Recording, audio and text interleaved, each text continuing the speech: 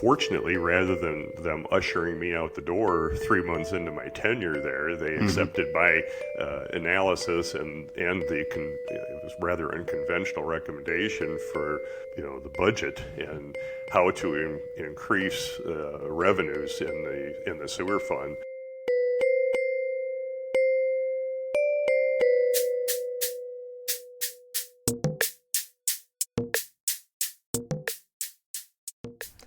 You are listening to Manager Brothers Lessons Learned. Twice each month, Greg and Jay Gutcho draw on their combined 80-plus years of state and local government work experience to help listeners avoid the pitfalls they and others have unwittingly stumbled into. And now, on to the episode.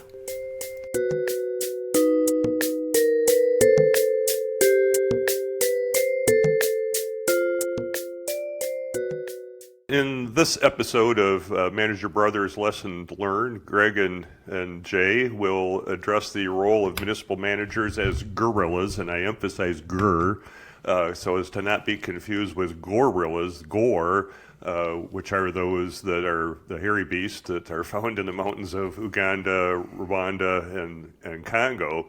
But rather guerrilla is someone who advocates unconventional and oftentimes unpopular means to achieve a particular outcome. And while I do recognize that there are managers out there that do thump their chest like the hairy version of guerrillas, we're not going to be talking about that today, I hope. Previously, we did talk about in a previous episode of how to avoid, or why it's important to avoid personal agendas, both by managers and elected officials.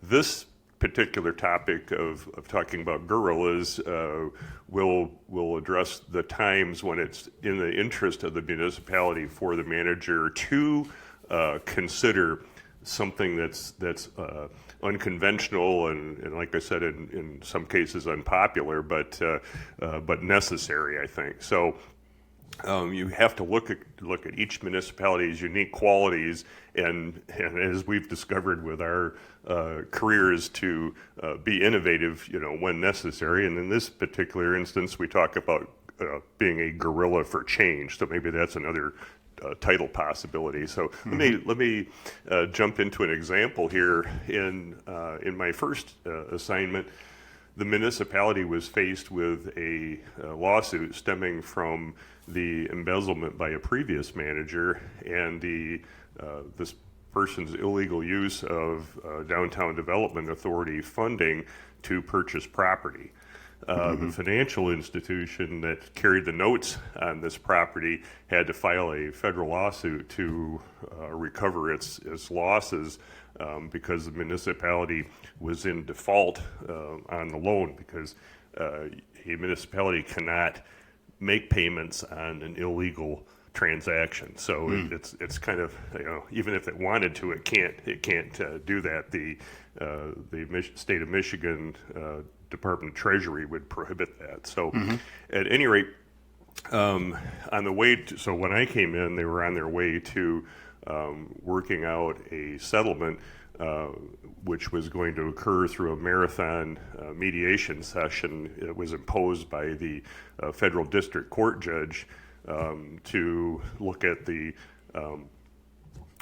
in this particular case, the lending institution was in the negotiation waived the legal costs, interest, and penalties, which were substantial, but it left the municipality with $850,000 that had to be repaid, and the settlement was this was going to occur in monthly installments over the ensuing 5 years. So in preparation for the mediation session, I crafted what would amount to a 5-year budget, even though budgets are approved on an annual basis. It was basically each successive year was going to be a reflection of the first year, with very minor changes, of course. But in this proposal was my recommendation to suspend the manager position for those 5 years. in the reality that the municipality would have only sufficient revenue to pay its bills, including this settlement, and to maintain existing services. There was nothing left over for new services or programs, so there was very little reason in having a manager sitting at a desk paying the bills, you might say. So in the end, the municipality approved the budget proposal as well as accepted my voluntary resignation, and they kept that position vacant for 5 years as a result. So that's kind of a minor, I guess, twist to being a guerrilla, but again, gets into that whole aspect of making a proposal that was certainly unconventional. I don't know if any other managers have ever recommended that they abolish their position.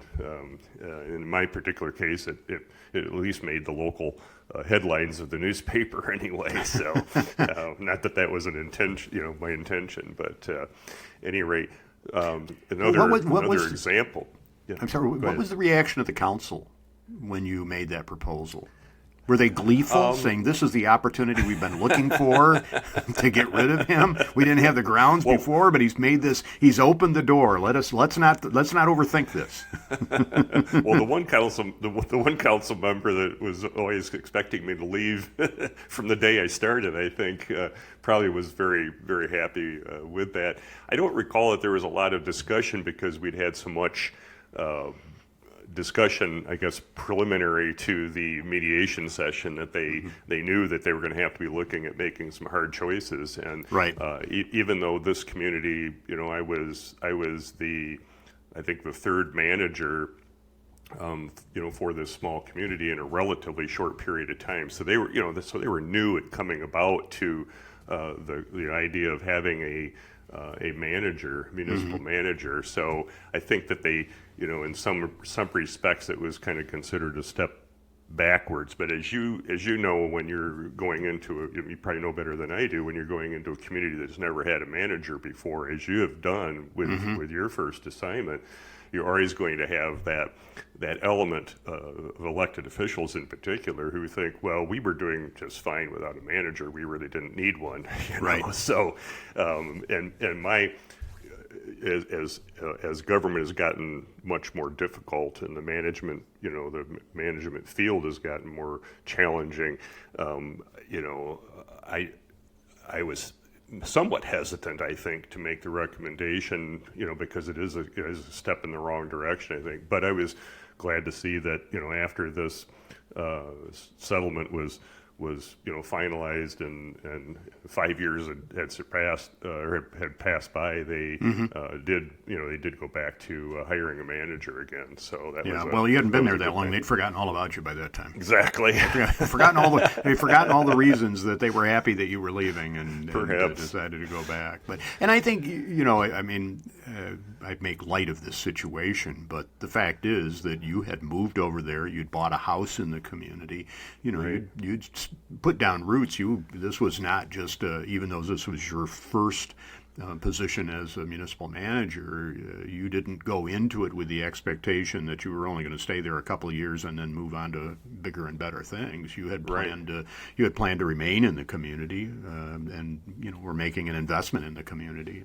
Yes, and one of the things that we always encourage, if you follow the ICMA guidelines, I think their standard is you stay for a minimum of 2 years. Right. You don't just jump out, and this was only 18 months into it. But certainly this situation was a whole lot different than moving on to another community or a better paying job or a larger community or whatever the reasons are that managers choose to leave and move to another community. So the second instance that I wanted to talk about was in my last assignment.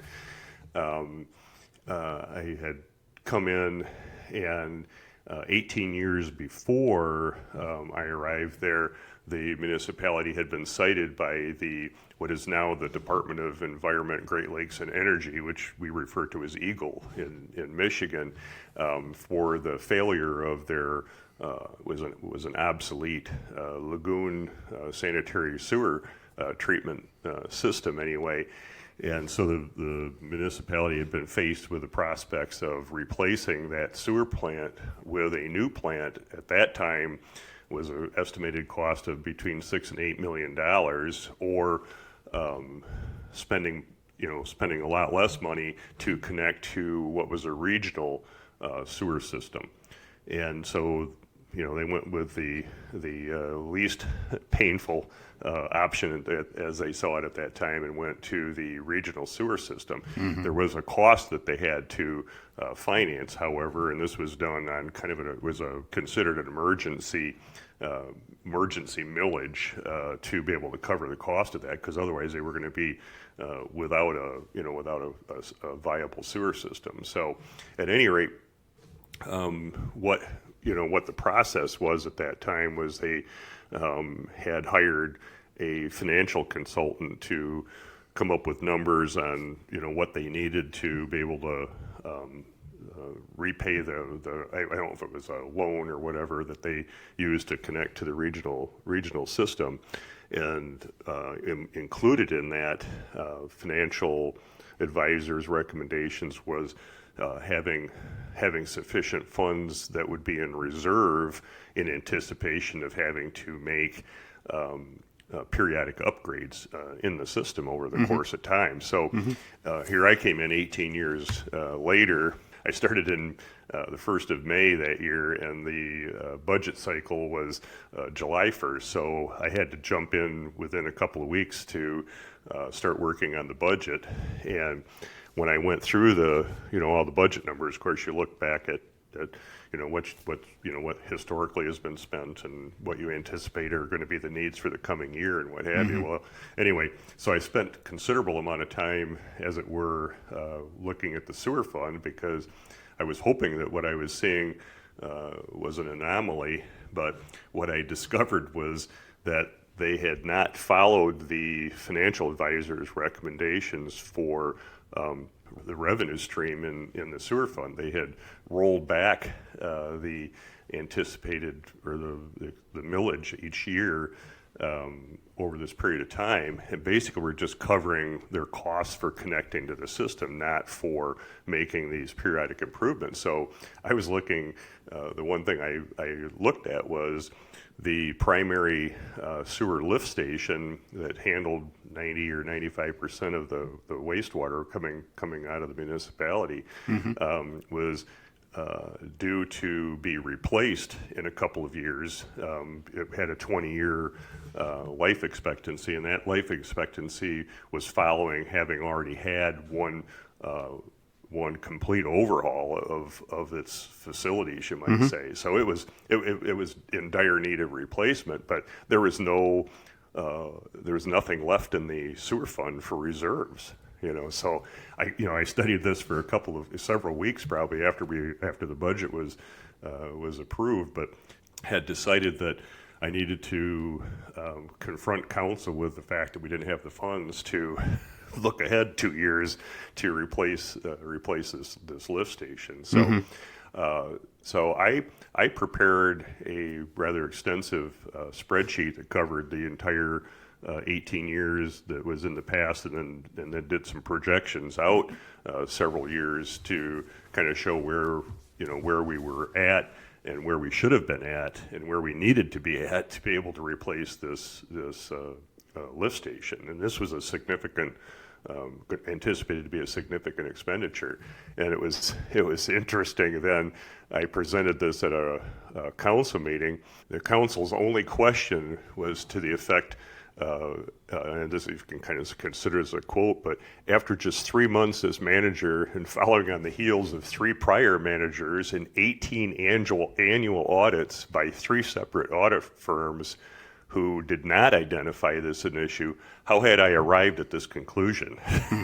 So yeah. that was like, okay, they were in shock, you might say, that sure. All of a sudden, we don't have the funds. We're looking at the possible failure of a lift station. So Fortunately, rather than them ushering me out the door 3 months into my tenure there, they accepted my analysis and it was rather unconventional recommendation for the budget and how to increase revenues in the sewer fund that would allow us to then move forward with planning to replace that lift station. Fortunately, our Department of Public Works had provided great maintenance on that. So instead of replacing it 2 years down the road, we stretched that out for an additional 3 years before that was replaced. But that was certainly something where I felt this is where the guerrilla aspect applies, because I could not be timid about making a recommendation to council just because we didn't have the funds there. And like I said, it could have been intimidating to think that here there've been 18 years of work ahead of me, and nobody else had identified this as a problem.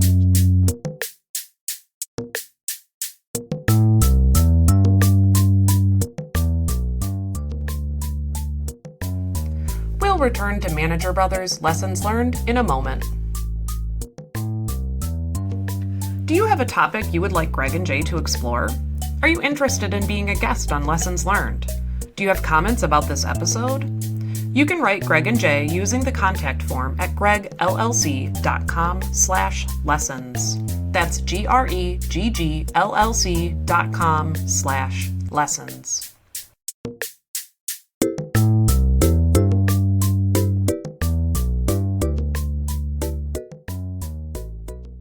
After the fact, you would have had, your auditors come in a few months after you were having this conversation with the council as you, concluded that fiscal year and moved into the next one. Right. Were there discussions with the auditors to confirm the truthfulness of what you had been presenting to them, to provide a little bit of cover for you if there was still any doubts? Well, a couple of things happened here. One was that my suggestion we change to auditors. Even though they had three other auditors during that 18-year period of time, I suggested that they go to yet another audit firm to get kind of a different analysis and a different opinion. Sure. The other thing that happened. I don't remember the timetable on this exactly, but the decision was made to do a rate study of both the water system and the sewer system that had never been done before, and so there was no basis for how the rates were established. So there was again another financial advisor that was contracted to go over all of that. So in effect, even though it was after the fact, the financial advisor did confirm, and probably with a little bit more detail even on the numbers, but they did confirm, what I had highlighted in my analysis, that this is why there was a problem, because they hadn't collected sufficient revenue over those 18 years, and what we needed to do over the next 5 years to be able to have sufficient funds to replace that lift station. So, Jay, in the few minutes that we have remaining for this episode, I'm curious to go back to what we talked about a couple of weeks ago, about managers having their own agendas. What are the characteristics that you think distinguish that image of a manager versus the guerrilla management style that you've been describing here? What is it that makes the one something that we want to avoid, and the other one that, in certain circumstances, is one that we want to emulate? Well, certainly the one yardstick that I use is, and you probably hear me talk about this, is what's in the best interest of the community. And of course, you have to kind of, obviously the manager has to put their own interests aside. And the one example that I used when we talked about this before was a manager who just arbitrarily decided he wanted to square up the boundaries for the municipality. There was no basis for that other than he liked to have a nice, rectangle or square, which I guess a square is a rectangle. But anyway,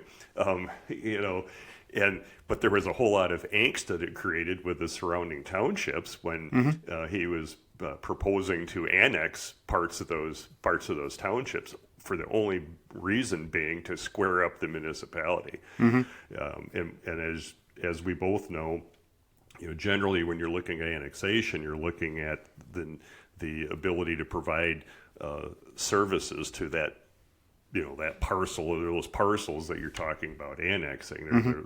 There's a reason for that goes beyond where the origin of that idea came from. In this particular instance, the idea came from the manager. Right. It's kind of like not looking at the grassroots, but it's kind of looking at management from the top down instead of the bottom up. I guess it's probably the best analogy to use in this instance. So my first look at that is to, what's the reason for making this recommendation? Is it just some pipe dream that in this particular case, the manager has, or it could be an elected official has, a pipe dream, and maybe why they even sought elected to be an elected official. But right.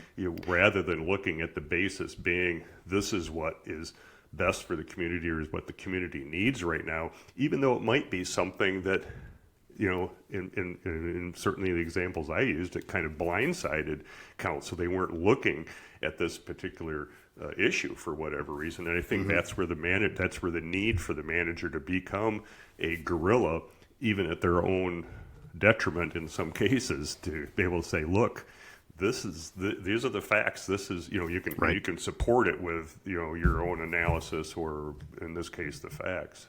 Well, one of the things that I think can be helpful for managers, local government managers in particular, is to recognize that we all have the same mission in those roles, which is to protect the public health, safety, and welfare. And I have always used that as kind of a test for anything that we would think about doing. Now, that can be you can interpret that fairly broadly in some circumstances, but if you talk about squaring up the boundaries of a municipality, it's hard to demonstrate that has any kind of connection to this notion of protecting public health, safety, and welfare. On the other hand, I know of a circumstance in a community that I served some years later where a manager had been an advocate for an economic development project that involved the incineration of old car tires to generate electricity and dispose of the tires. And it had generated a lot of opposition in the community, a tremendous amount of opposition that had some political implications, and ultimately was a contributor to the manager losing his job with the municipality. So I think that this is one where I suspect that, without having been here, that he was motivated by a desire to improve the economy and provide additional jobs and diversify the local economy. All worthwhile considerations for promoting that, but there was a point at which he, I think, became so enamored of the project that he was unable to see the political consequences of continuing to pursue it, and the consequences were not only for him but for council members as well. I think there's a natural inclination in many instances for council to be supportive of the person they've hired to be the manager, and it can be difficult sometimes for them to see that it's this just isn't working, and maybe we need to back away from it. It's not the right time or not the right circumstances or whatever it might be. And so I think even in a situation, I don't think we should I think what I want to say in conclusion about this is I don't think that even when the manager is motivated by the right the right concerns to pursue what could be some difficult choices and that will have consequences for the manager.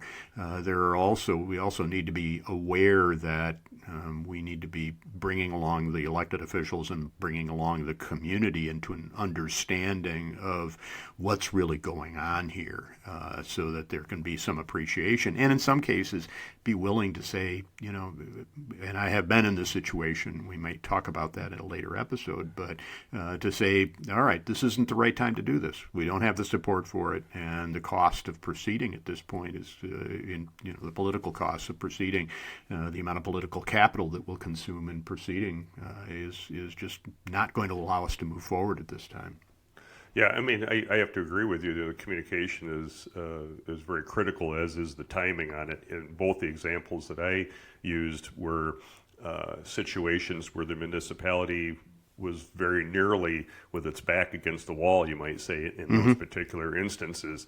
And what would things have been different under a different manager? I have no way of knowing that. You just Right. have to kind of say, okay, these are the facts that presented themselves, and this is the solution I came up with. But as this whole illustration talks about, if you're going to be a guerrilla for change, it may occasionally have some potential for unintended or unexpected consequences for one's career. Right. Yep. Greg, we actually have our first online sponsor, E.J. Ector Company, the makers of a product called Litter Launcher. And if you think about this, what is the worst activity when it comes to owning a cat? And the answer is, of course, cleaning the litter box, correct? Yes, absolutely. Okay. I don't have a cat. We have a cat at this house, and that is it's not my cat, it's my wife's cat, and she's the one that cleans the litter box. Yeah, well, no more. Well, you see some products that are advertised on television that separate the clumps of litter. That's what we use. Litter Launcher takes it one step further by transporting those clumps to a pre-programmed GPS container location. You have to use your imagination. I won't go into the specifics of location or what the container might be. People can find this information online, I'm assuming. Yep. And what it does is it ejects those clumps of litter into that container. So there's no more handling of used litter. However, this product is only available online. But as you hear on television, but wait, if you order a litter launcher within the next 30 minutes, you can receive free shipping. Whoa. Well, I will point this out to Sue and see if she's interested. I'm skeptical about the technology here, and I'm concerned about whether we live not far from an airport. Do you think that would be of concern?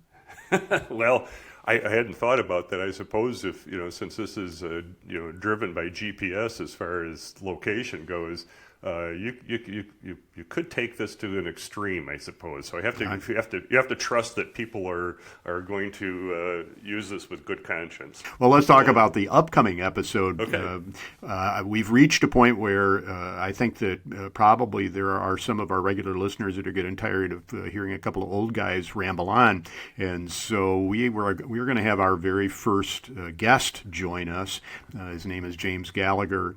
James is comparatively new in the field of public management. He's at the beginning of his career, unlike Jay and I, and he's going to come in and be chatting with us. And the tentative working title for this episode is "I Wish I'd Known." We might use this episode title again with other guests as we go along here, but the focus will be on what are some of the surprises that James encountered in the course of his beginning in his career. So I am looking forward to that. I've known James the entire time that he's been in the field. We've worked in nearby communities, neighboring communities, and so I'm happy that he's joining us to do this. So you want to make sure that you're tuning in to listen to James as we have a chat with him. Yeah, I think I'm looking forward to that, as I've always encouraged students in the field of public administration to kind of consider this career. So right. I think it would be informative. Yeah, and I think we don't want to scare anybody away, but I think this could be very, very instructive for people that are thinking about a career. The stuff they don't teach you in your master's program, I think is going to be, or that you might not learn in the internship or two that you've done. There are always going to be those surprises that come along, and I think it's good. We'll find out from James whether some of the things that he wished that had been made clear to him before he sat down at his own manager desk for the very first time. Well, sounds like it'll fit very well with our lessons learned. Absolutely.